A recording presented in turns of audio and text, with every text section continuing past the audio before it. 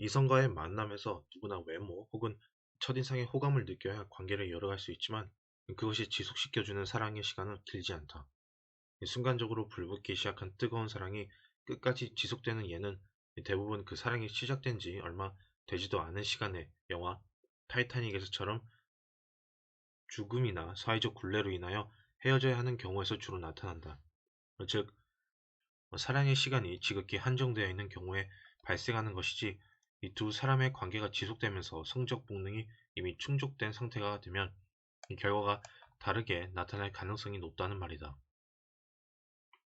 진정한 인간의 사랑은 육체적 조건에 집착하는 유전적 본능의 지배에서 한 단계 뛰어넘는다.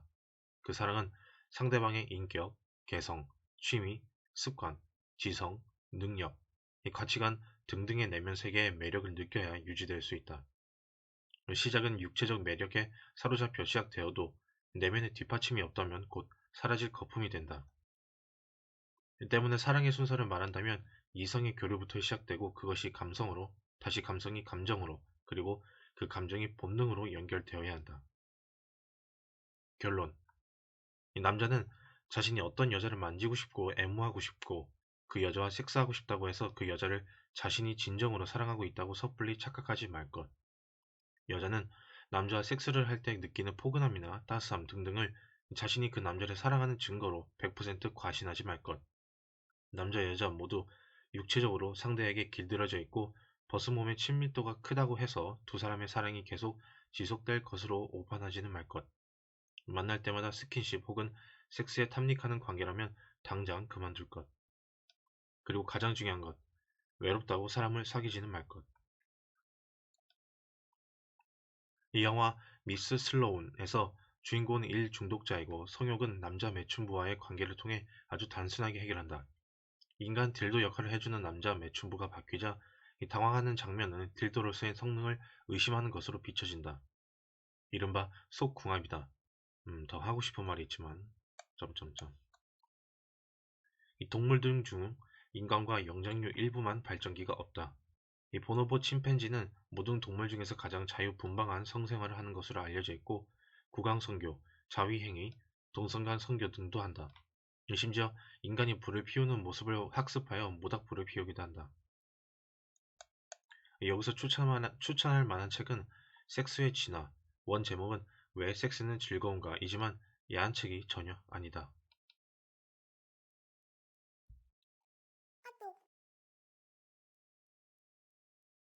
기회는 사람이 준다. 윗사람에게 잘해라. 1970년에 노벨 문학상을 수상한 사무엘 베케트는 기성 연극을 부정하는 프랑스 신연극의 선구자이다. 우리에게는 그의 희곡, 고도를 기다리며가 그 애매모호함 때문에 널리 알려져 있다. 이 텅 빈 공간에 앙상한 나무 한 그루, 이 등장인물들에게는 시간관념이 없다. 과거도 미래도 없다. 언제나 현재다. 그곳에서 불황자 에스트라곤과 블라디미르의 대화가 축을 이루는 이 연극에서 두 사람은 고도를 기다리면서 고도가 오지 않으면 목을 매 죽어버리자고 한다. 블라디미르는 이렇게 말한다. 이 모든 혼돈 속에서도 단 하나 확실한 게 있지. 그건 고도가 오기를 우린 기다리고 있다는 거야. 에스트라공이 에스트라공이 만일 고도가 온다면 하고 묻자 블라디미르는 우리는 구원을 받는다라고 말한다.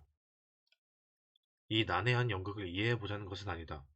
고도가 신을 의미하는 말이건 무의미한 의미이건 뭐건 간에 내가 말하고 싶은 것은 우리는 누구나 어떤 형태로든 성공할 수 있는 기회가 오기를 목이 빠지게 기다리며 살고 있다는 사실이다. 게다가 누구에게나 일생 동안 기회가 3번은 온다고 하지 않는가. 해와 달은 누구에게나 빛을 준다 라는 말도 있다. 그러나 과연 그 기회는 어디서 언제 나타나는 것일까? 혹시나 고도처럼 오는지 안 오는지 불확실한 가운데 세월만 잡아먹는 것은 아닐까? 당신이 명심해야 할 사실은 그 기회는 반드시 올 것이며 당신 주변의 누군가에 의하여 주어질 것이라는 점이다. 돈이 그 기회를 주는 것도 아니고 학벌이 주는 것도 아니다. 기회 수여의 결정권자는 사람이다. 예를 들어보자.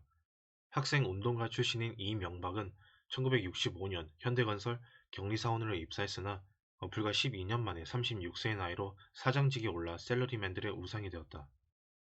열정과 담력, 저돌성이 정주영 명예회장과 닮았다는 평가를 받았던 그는 현대건설 회장직을 던지고 정치인이 되었다.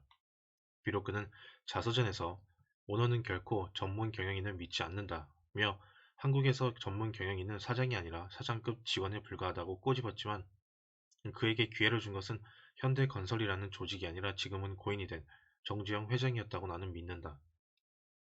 정주영 회장이 그에게 기회를 주지 않았다면 그는 어쩌면 평생 격리 업무만 보았을지도 모른다. 물론 이명박은 기회를 붙잡을 기회가 준비가 되어 있었던 사람이다. 그렇게 준비가 되어 있는 사람에게는 언젠가는 누군가가 그를 눈여겨보다가 기회를 제시한다. 이것이 기회의 법칙이다. 왜 그럴까? 이미 성공한 사람들은 대부분 바쁘다. 이미 부자가 된 사업가들 중에는 돈에 대하여 동물적 후각을 갖고 있는 사람들이 많다. 하지만 그들의 몸은 우리들처럼 하나뿐이다. 혼자서는 일을 다 처리하지 못한다. 하지만 내가 만난 여러 나라의 성공한 사업가들이 공통적으로 하는 말은 사람이 없다는 것이다. 누군가가 필요하기는 한데 믿고 일을 맡길 사람이 없다는 말이다. 실업률이 제 아무리 높아도 쓸만한 사람이 없다고 하는 말이 수많은 경영자들의 입에서 나오지 않는가. 기회를 주고 싶은데도 기회를 받아먹을 만한 사람이 주변에 없다는 것은 사업가들과 부자들의 공통된 고민이다. 당신이 부자가 될 수 있는 기회는 언제나 그런 사람들에 의하여 주어지며 그들은 대개 당신보다 한 세대 앞에서 기득권을 이미 획득한 사람들이다. 그 사실을 잊지 마라. 빌 게이츠가 오늘의 성공을 갖게 된 것도 마이크로소프트의 초창기에 IBM의 어느 이사가 기회를 주었기 때문이다. 당시 IBM에서는 PC에서 사용할 소프트웨어를 찾고 있었고 이미 다른 유명한 소프트웨어 회사와 접촉한 바 있었다. 그러나 거대한 IBM의 이사가 방문하였음에도 소프트웨어 회사 사장은 건방지게도 얼굴조차 보이지 않았다. 이에 분노한 IBM의 이사는 이름도 없는 마이크로소프트를 찾아갔고 그곳에서 정장 차림으로 예의를 갖추고 기다리던 빌 게이츠를 만났던 것이다. 미국에서 가장 크고 성공적인 벤처 캐피탈 회사로 햄브리크 앤 쿼스트라는 곳이 있다. 이 회사에는 하루에도 수십 통씩 벤처기업가들로부터 돈을 투자해달라는 애절한 투자 요청서가 들어온다. 하지만 그 요청서들은 대부분 쓰레기통으로 들어간다. 그렇다면 투자 심의를 할 때 이 회사에서 가장 중요하게 보는 것은 무엇일까? 기술이나 연구비 비중 혹은 시장 점유율일까? 아니다. 창업자 자신의 소질과 자질이다. 그것이 핵심이다. 그러나 그러한 내용은 투자 요청서나 사업 계획서에는 나타나지 않는다. 때문에 그들은 우선은 믿을 만한 인맥을 통해 소개를 받은 기업가들을 우선 면접한다. 한때 주식 시가총액이 마이크로소프트를 능가해 관심을 모았던 인터넷 접속 장비업체 시스코 시스템즈 역시 직원 중 60%가량을 내부 핵심 인력의 추천에 의해 채용한다. 이러한 여러 사례에서도 나타나듯 이 당신을 기회의 신에게 소개하고 추천하는 것은 이미 이 사회에서 능력이 검증되어 돈과 지위를 획득하는 데 성공한 사람들이다. 당신이 제 아무리 능력이 있다 하더라도 그런 사람들의 호감을 사지 못하거나 그들의 생각이나 사고방식에서 벗어나 있다면 당신에게 기회가 주어질 가능성은 그만큼 낮아진다. 따라서 당신에게 능력이 있다면 이제는 옷차림이나 언행에 있어 주의해야 한다. 당신의 옷차림과 헤어스타일을 과연 당신보다 10년 이상 더 나이가 많은 사람들이 좋아할까? 를 생각해보라. 친구들에게 쓰는 말투를 그대로 나이 든 사람들에게 사용하게 되면 당신은 예의도 모르는 건방진 놈으로 인식되게 될 뿐이다. 이것은 외국인들에게도 마찬가지다. 내가 다국적 기업에서 일을 했을 때의 일이다. 미국에서 남미인들이 많이 거주하는 곳에서 유학생활을 한 일본인 직원이 도쿄에 있었다. 남미인들의 영어는 일반적으로 거칠고 공손하지 않으며 길거리 소년들 같은 느낌을 주는데 그 역시 비슷하였다.